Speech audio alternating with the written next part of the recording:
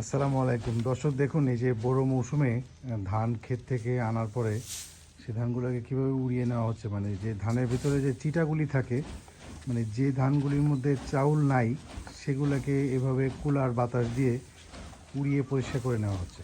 এরপর এগুলোকে বস্তা ভরে রাখা হচ্ছে, তারপর এগুলা ছাঁটাই করা হবে, অর্থাৎ চাউল বানানো হবে মিলে নিয়ে। তো এটা একটি গ্রাম বাংলার প্রক্রিয়া।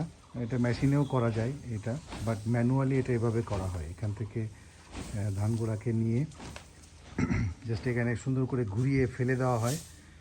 এতে করে যেগুলা যেগুলা চাল নেই, যে ধানগুলা, সেগুলো উপরে চলে আসে এবং তারপরে কুলার বাতাস দিয়ে সেগুলাকে পরিষ্কার করে ফেলা হয়। এটা একটা প্রসেস, এটা গ্রাম বাংলার।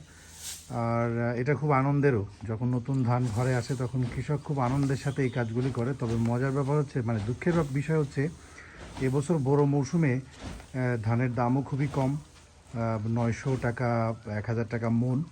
আবার কৃষানির দামও অনেক বেড়েছে। একজন ডেলি মজুর উত্তরবঙ্গের দিকে প্রায় 600-700 টাকা।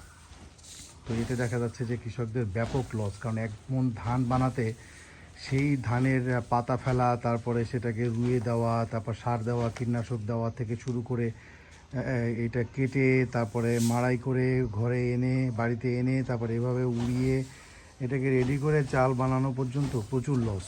অন্তত 3-4টা লেবার প্রয়োজন হয়। মানে 2-2,500 টাকা, 2,000 টাকা কমপক্ষে খরচ করে 1,000 টাকার ধান পাওয়া যাচ্ছে এবছর, এরকম অবস্থা। তো কীভাবে কৃষক বাঁচবে আল্লাহ জানে। যাই হোক, সবাই দোয়া করবেন, ভালো থাকবেন। আসসালামু আলাইকুম।